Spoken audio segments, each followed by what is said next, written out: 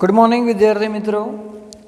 So last लेक्चरनी अंदर આપણે નિયમોનો અભ્યાસ કર્યો હતો કે સવર્ગ સહસંયોજન બંધ ધરાવતા સવર્ગ સહસંયોજક બંધ ધરાવતા સંયોજનો એટલે કે સવર્ગ સંયોજનો જેને સંકીર્ણ સંયોજનો પણ કહેવામાં આવે છે તેના નિયમોનો આપણે અભ્યાસ કર્યો હતો। તેના નામ કઈ રીતે લખવા તેના વિશે આજનો આપણો ખૂબ જ ઇમ્પોર્ટન્ટ ટોપિક છે એ છે કે સવર્ગ સંયોજનોમાં સમઘટકતા।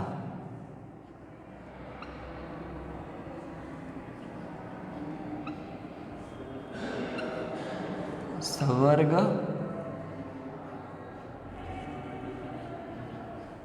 સંયોજનોમાં સમઘટકતા।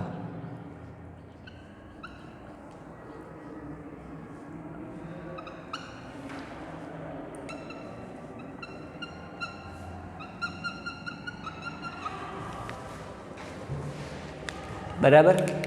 तो बेसिकली जो આપણે વાત કરવા જઈએ અહીંયા સમઘટકતા ટોપિક આપણા માટે નવો નથી, આપણે આગળ પણ આના વિશે આપણે ચર્ચા કરી ગયા છે। તો સૌથી પહેલાં તો સમઘટકતા શું છે આપણે એ જોઈએ કે સમઘટકતા કોને કહીશું આપણે।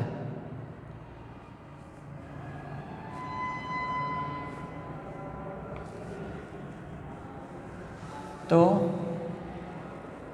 જે સંયોજનોના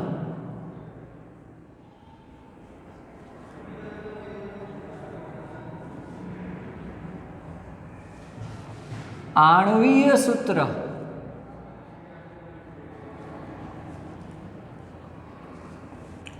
समान होय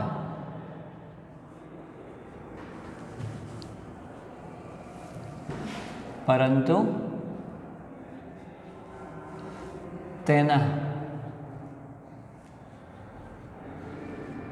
अणुओनी अथवा तो पछी कही सकीए परमाणुओनी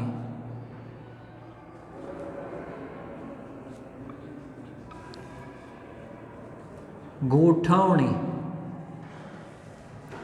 अथवा तो एकदम सिंपल लैंग्वेज में बीजू कहवुं होय तो तेनो बंधारणीय सूत्र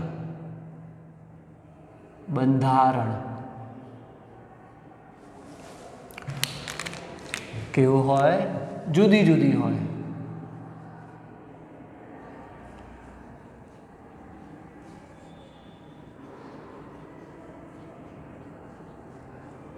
તેને શું કહેવામાં આવે છે? તે સંયોજનોની સમઘટકતા કહેવામાં આવે છે। શું કહેવામાં આવે છે? સમઘટકતા। બરાબર। તો સૌથી પહેલાં આપણે સવર્ગ સંયોજનોની સમઘટકતાનો અભ્યાસ કરીશું, જેમાં તેનો એક ખૂબ જ અગત્યનો ભાગ પડે છે અવકાશીય સમઘટકતા।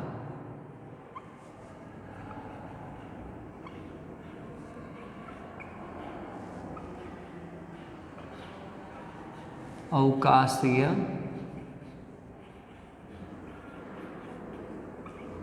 समघटकता।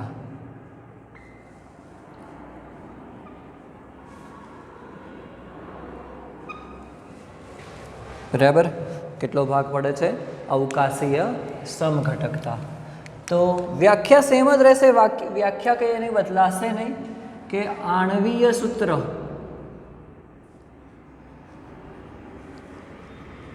समान होय परंतु अवकाशीय गोठवणी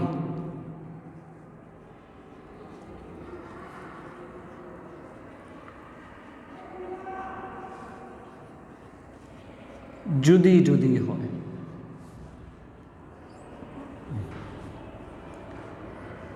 तेने एकबीजाना अवकाशीय समघटक कहीशुं। बराबर। तेना पण बे प्रकार पड़े छे। एक छे भौमितिक समघटकता। तेमां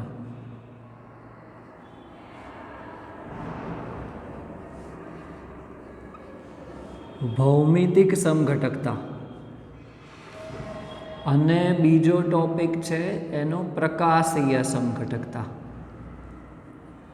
એના પ્રકારમાં પ્રકાશીય સમઘટકતા. બરાબર.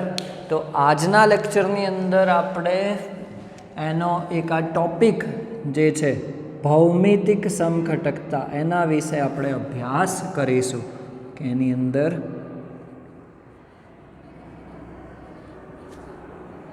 ભૌમિતિક સમઘટકતા. અને આ ટોપિક પણ ખૂબ જ ઇમ્પોર્ટન્ટ છે બધા. બોર્ડ એક્ઝામની અંદર 3 માર્ક્સના ક્વેશ્ચનમાં પૂછાઈ ગયેલા ક્વેશ્ચન છે. ભૌમિતિક સમઘટકતા બોર્ડ એક્ઝામમાં 3 માર્ક્સનો ક્વેશ્ચન પૂછાઈ ગયેલો છે. એકદમ સિમ્પલ છે. તો ભૌમિતિક સમઘટકો આપણે પહેલાં પણ ભણી ગયા છે, જેની અંદર શું નામ આવતા હતા? સીસ અને ટ્રાન્સ.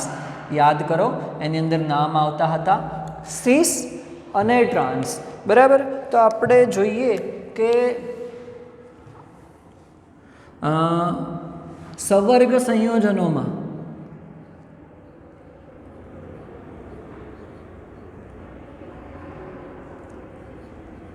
સવર્ગ સંયોજનોમાં 4 અથવા 6 લિગેન્ડ ધરાવતા એકદંતીય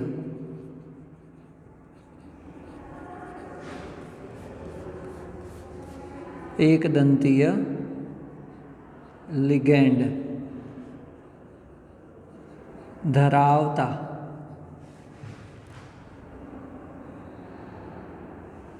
સંયોજનોમાં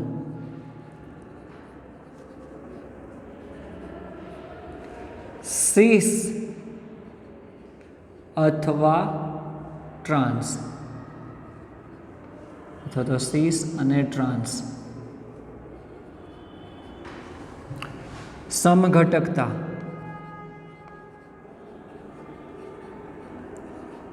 જોવા મળે છે. બરાબર. તો એકદંતીય લિગેન્ડ, આ ખૂબ જ ઇમ્પોર્ટન્ટ વર્ડ છે અહીંયા કે એકદંતીય લિગેન્ડ ધરાવતા. ઓકે, આપણે દ્વિદંતીય લિગેન્ડથી પણ જોઈશું, પણ સૌથી પહેલાં તો એકદંતીય લિગેન્ડ અને કેવા 4 અથવા તો 6. એટલે કે જો એનો કહેવું હોય તો એનો સવર્ગાંક થઈ ગયો. બરાબર. તો અહીંયા આપણે એક હેડિંગ આપી દઈએ એની અંદર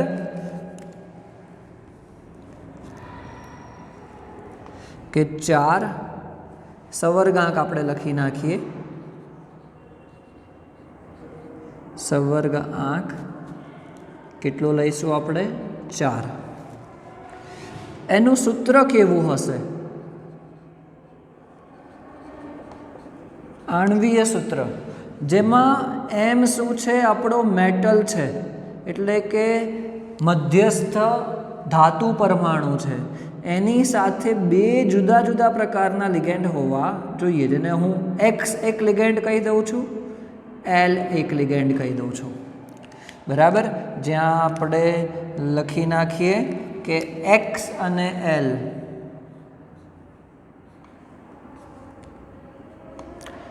એકદંતીય લિગેન્ડ છે. એકદંતીય લિગેન્ડ છે. બરાબર. તો સવર્ગાંક 4 અને ફોર્મ્યુલાનો કેવો? MX2L2. દાખલા તરીકે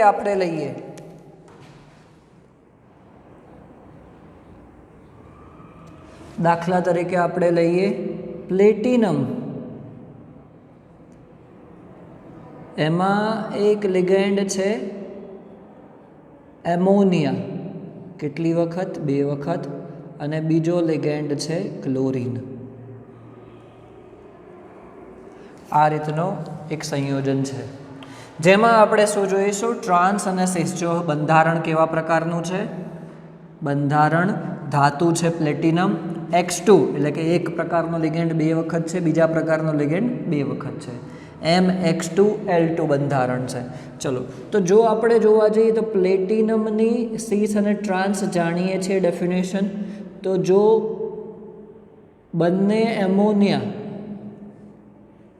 અથવા તો ક્લોરીનના આધારે તમારે સમજાવવું હોય તો બંને ક્લોરીન એ સમતલની એક જ બાજુ હોય, પાસ પાસે હોય, સમતલની એક જ બાજુ પાસ પાસે હોય તો તેને આપણે શું કહીશું? સીસ કહીશું. અને જો તે સમતલમાં એકબીજાની વિરુદ્ધ હોય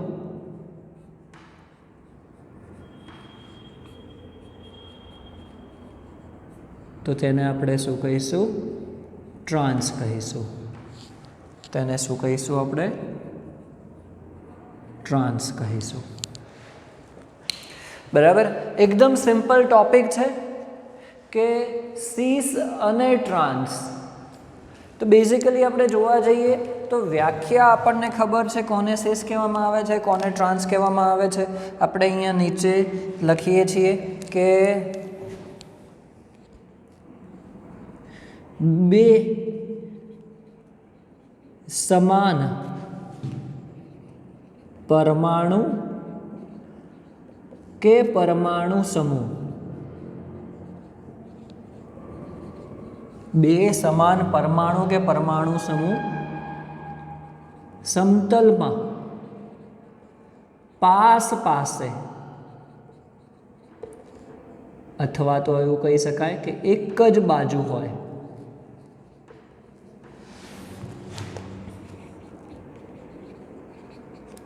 તો તેને સીસ કહેવાય. તો તેને શું કહીશું? સીસ. બરાબર. સમતલમાં કેવું હોય? એક જ બાજુ હોય અથવા તો શું કહી શકાય?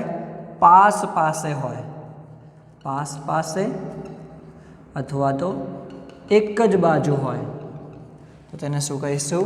સીસ. અને જો વિરુદ્ધ હોય અને જો વિરુદ્ધ બાજુ હોય તો તેને ટ્રાન્સ કહેવાય. બરાબર. અને જો આપણે લઈએ કઈ બાજુ? તેની વિરુદ્ધ બાજુ. સમતલમાં એકબીજાથી કેવા હોય? વિરુદ્ધ બાજુ હોય તો તેને શું કહેવામાં આવે છે? ટ્રાન્સ કહેવામાં આવે છે. જેમ કે આપણે જોઈએ કે પ્લેટિનમની બે એમોનિયા જુઓ, બે ક્લોરીન જુઓ, એકબીજાની એક જ સમતલમાં છે, પાસ પાસે છે, જ્યારે અહીંયા એકબીજાની વિરુદ્ધ દિશામાં છે. બરાબર. વિરુદ્ધ બાજુ છે તો તેને શું કહીશું આપણે? ટ્રાન્સ કહીશું. ઓકે, ચલો સિમ્પલ છે. બીજું એક એક્ઝામ્પલ જોઈએ હવે સવર્ગાંક 6 ધરાવતા ફોર્મ્યુલાની અંદર. બરાબર. જેમાં આપણે લખીએ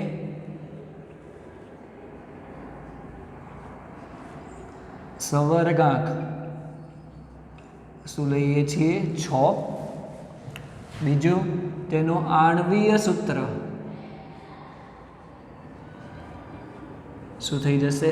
mx2l4, mx2l4 પ્રમાણેનું થઈ જશે. બરાબર. એનું એક્ઝામ્પલ આપણે એક જોઈએ.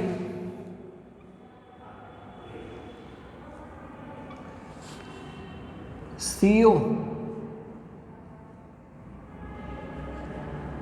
NH3 4 times Cl2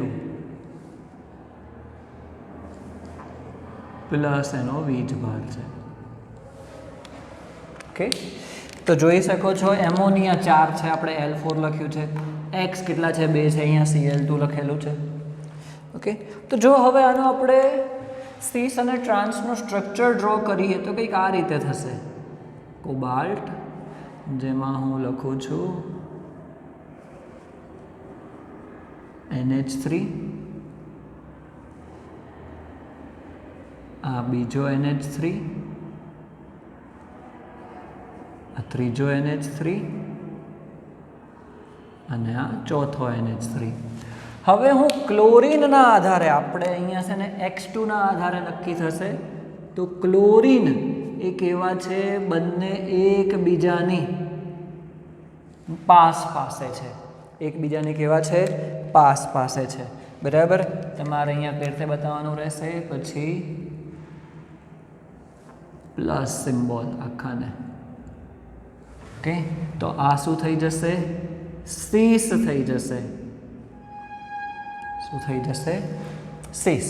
ચલો, એ જ રીતે મારે જો ટ્રાન્સ બતાવવું હશે તો બંને ક્લોરીનને એકબીજાની વિરુદ્ધ દિશામાં તમે ગમે ત્યાં બતાવી શકો છો, પણ એકબીજાથી કેવા હોવા જોઈએ?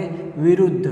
તો ચલો, એક હું બતાવી દઉં છું અહીંયા ઉપરની બાજુ, અને બીજો હું બતાવી દઉં છું અહીંયા એની વિરુદ્ધ દિશામાં.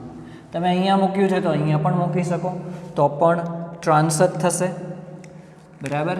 અને બાકીના જે 4 છે, તો તમને એવો ક્વેશ્ચન થશે કે અહીંયા એમોનિયાના લીધે જોઈએ તો એ તો સીસ કહેવાય, પરંતુ આપણે કોના આધારે નક્કી કરીએ છીએ? તમને પહેલાં કીધું ક્લોરીનના આધારે, બરાબર. ધન વીજભાર, તો આ શું થઈ જશે? ટ્રાન્સ. ઓકે, આપણે અહીંયા લખી નાખીએ છીએ કે ક્લોરીનના આધારે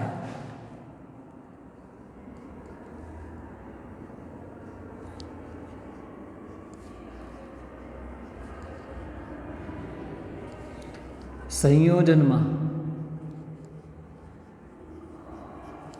સીસ અને ટ્રાન્સ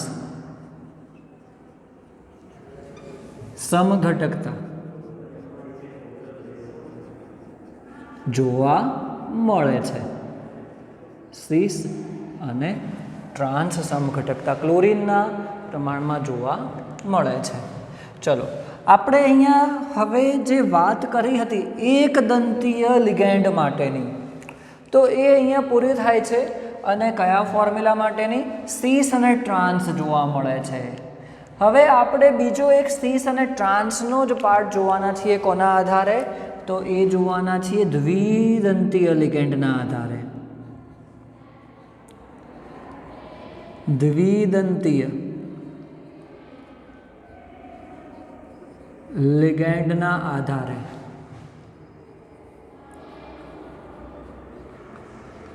સીસ અને ટ્રાન્સ સમઘટકતા.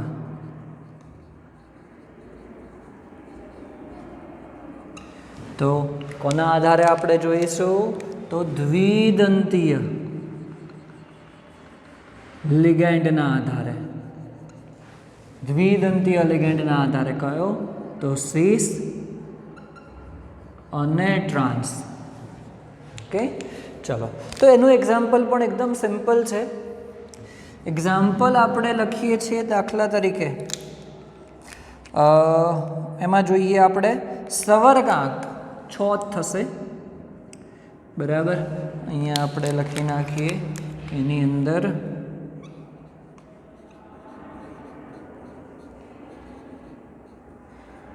સવર્ગાંક કેટલો થશે? 6 થશે. તેનું આણ્વીય સૂત્ર એ આના જેવું જ થશે, MX2L2 થશે. પણ X શું છે આપણે કહી દઈએ? દ્વિદંતીય લિગેન્ડ છે, અને L છે એ એકદંતીય લિગેન્ડ છે, બરાબર. દાખલા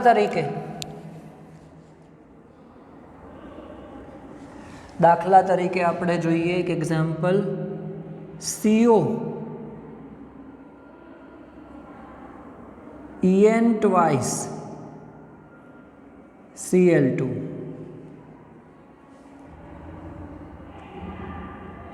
બરાબર, plus CO En twice Cl2 શું લઈએ છીએ? પ્લસ, બરાબર. તો આના આધારે જો આપણે હવે જોવા જઈએ અહીંયા CO Cl2 En2, ચલો કોબાલ્ટ ને આપણે +2 જ બનાવી દઈએ તો આ ધન વીજભાર પણ નીકળી જશે, બરાબર. ચલો, તો જો હવે આપણે આના આધારે સમઘટકતા જોવા જઈએ, જેમાં ઇથિલિન ડાયમાઇન એ શું છે? એ દ્વિદંતીય લિગેન્ડ છે. ઇથિલિન ડાયમાઇન શું છે? દ્વિદંતીય લિગેન્ડ છે. તો એને કઈ રીતે બતાવશો? કોબાલ્ટ. બરાબર. ઇથિલિન ડાયમાઇનનો ફોર્મ્યુલા શું થઈ જશે? ચલો અહીંયા હું લખી દઉં છું CH2 bond CH2 NH2 bond NH2, જેમાં એમોનિયા શું કરે છે? NH2 સમૂહ ઇલેક્ટ્રોન યુગ્મનું દાન કરે છે. તો હું એને આ રીતે બતાવું છું NH2 CH2 CH2 NH2. ચલો એ જ રીતે NH2 CH2 CH2 NH2. બરાબર. અને અહીંયા બીજા બે શું બતાવું છું હું? ક્લોરીન. ઓકે, તમે એને આ રીતે પણ બતાવી શકો છો, અથવા તો પછી ચલો હું બીજી રીતે એક ખાલી અહીંયા લખી દઉં છું, તમે આ રીતે પણ બતાવી શકો છો, અથવા તો પછી ડિરેક્ટલી કઈ રીતે કે EN લખીને આ રીતે પણ બતાવી શકો છો, એનો કોઈ વાંધો નથી. બરાબર. અને એરો કદાચ ના બતાવો સમઘટકતા દર્શાવતી વખતે તો પણ ચાલે. બરાબર. મેં બંને રીતે લખેલું છે, તમે આ રીતે પણ લખી શકો છો, આ રીતે પણ બતાવી શકો છો. ઓકે, તો તમે જોઈ શકો છો અહીંયા બે સમાન કેવા છે? એક જ બાજુ છે. તો આ કયો સમઘટક થઈ જશે? સીસ સમઘટક થઈ જશે. બરાબર. તો ટ્રાન્સ શું થઈ જશે?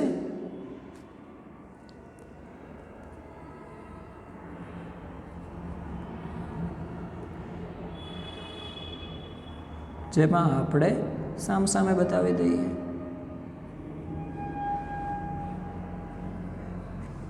આ શું થઈ જશે? ટ્રાન્સ. બરાબર. તો આપણે પ્રકાર જોયા છે કયા? સીસ અને ટ્રાન્સના. એક દંતીય લિગેન્ડના આધારે અને દ્વિદંતીય લિગેન્ડના આધારે, અને આપણે સવર્ગાંક 4 અને 6 ના આધારે. અને સંયોજનો કેવા લીધા છે કે MX2L2 અને MX2L4. બરાબર. બે જ લિગેન્ડ છે પણ બંનેની સંખ્યા 2 અને 4 એવી લીધેલી છે. હવે જો આપણે એવું કરીએ છીએ કે બંને લિગેન્ડની સંખ્યા એક સમાન કરી દઈએ છીએ કે 3-3 કરી દઈએ તો પણ સવર્ગાંક તો 6 જ થશે. જો આપણે લિગેન્ડની સંખ્યા એક સમાન કરી દઈએ, બરાબર, તો પણ સવર્ગાંક તો કેટલો થશે? 6 જ થશે. ઓકે, તો પછી આપણે હવે એના આધારે આપણે બીજા પ્રકારની એક ચર્ચા કરીએ. તો એ જે પ્રકાર છે એના વિશે આપણે જોઈએ કે બીજો એક જે પ્રકાર જોવા મળે છે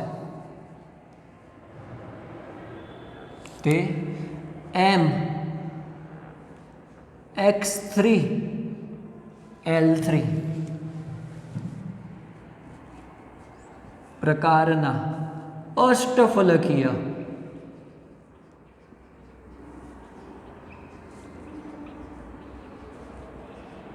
સંયોજનોમાં સમઘટકતા જોવા મળે છે. બરાબર. સંયોજનોમાં સમઘટકતા જોવા મળે છે. દાખલા તરીકે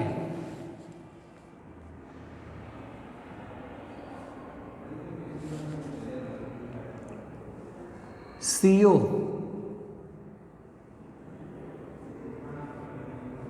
NH3 3 times અને NO2 3 times.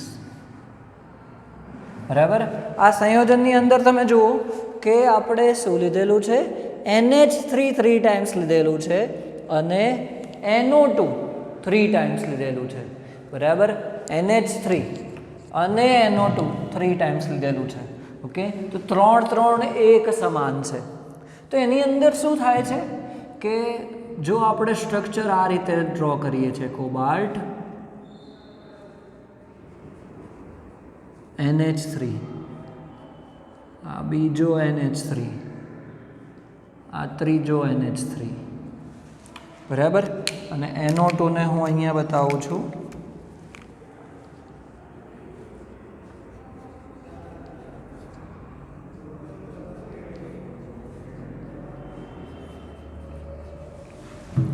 ઓકે, આ રીતનું એક સંયોજન બનાવીએ છીએ કે જેની અંદર અષ્ટફલકીય રચના છે અને એવું કહી શકીએ કે તમે જે આ કોઈ પણના આધારે આપણે NH3 ના આધારે પણ કહી શકીએ, NO2 ના આધારે પણ કહી શકીએ કે આ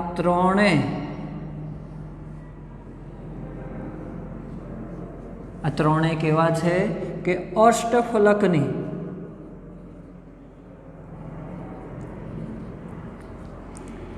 એક જ બાજુ અથવા તો પછી અષ્ટફલકની પાસેના ખૂણા ઉપર આવેલા છે.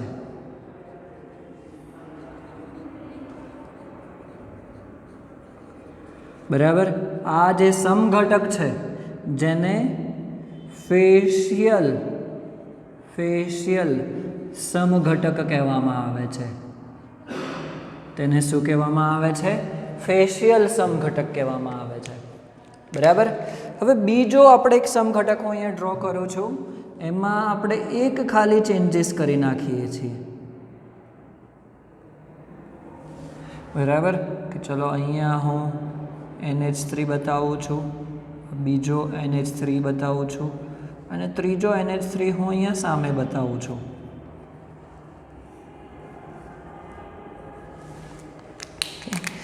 NO2 આપણે એક ખાલી શું કરી નાખ્યું? સ્વાઇપ કરી નાખ્યું. NO2 અને NH3.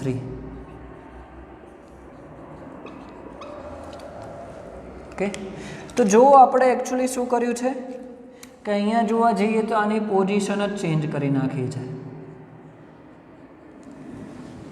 બરાબર. તમે સમજી શકો છો સ્ટ્રક્ચરની અંદર શું કર્યું છે, ફક્ત આપણે એક એને સ્વિચ કરી નાખ્યું છે.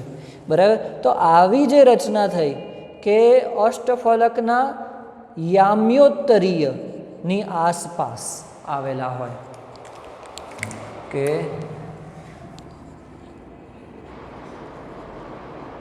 અષ્ટફલકના યામ્યોત્તરીય પર આવેલા હોય, યામ ઉપર અલગ અલગ ખાલી એક આપણે સ્વિચ કરી નાખીએ તો તેને આપણે મેરીડિયોનલ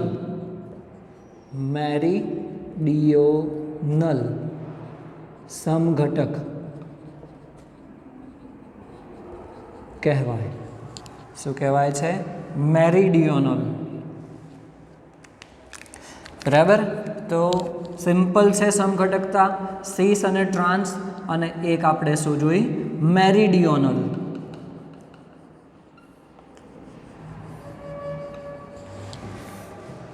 બરાબર. તો MX3L3 ના અષ્ટફલકીય સંયોજનોમાં જોવા મળે છે ફેશિયલ અને મેરીડિયોનલ એના સ્ટ્રક્ચર સાથે. બીજું આપણે આગળ જ જોયું હતું કે સીસ અને ટ્રાન્સ એક દંતીય લિગેન્ડના આધારે અને દ્વિદંતીય લિગેન્ડના આધારે અને સવર્ગાંક 4 અને 6 ધરાવતા સંયોજનોમાં. બરાબર. તો આ ભૌતિક સમઘટકતાનો જે આખો ક્વેશ્ચન છે એ બોર્ડ એક્ઝામમાં 3 માર્ક્સનો પૂછાઈ ગયેલો ક્વેશ્ચન છે. ખૂબ જ ઇમ્પોર્ટન્ટ ક્વેશ્ચન છે. બરાબર. કોઈ પણ પ્રકારની મિસ્ટેક એની અંદર ના થવી જોઈએ. નેક્સ્ટ લેક્ચરની અંદર આપણે બીજા આગળ પ્રકાશીય સમઘટકતા અને એ સિવાય પણ બીજા ઘણા પ્રકાર છે એના, એ બધા જ પ્રકારો આપણે પૂરા કરીશું અને ઓલમોસ્ટ ચેપ્ટર પછી પૂરું થઈ જશે. ખૂબ જ ઇમ્પોર્ટન્ટ ટૉપિક આવે છે ત્યારબાદ પણ એ આપણે જોઈશું.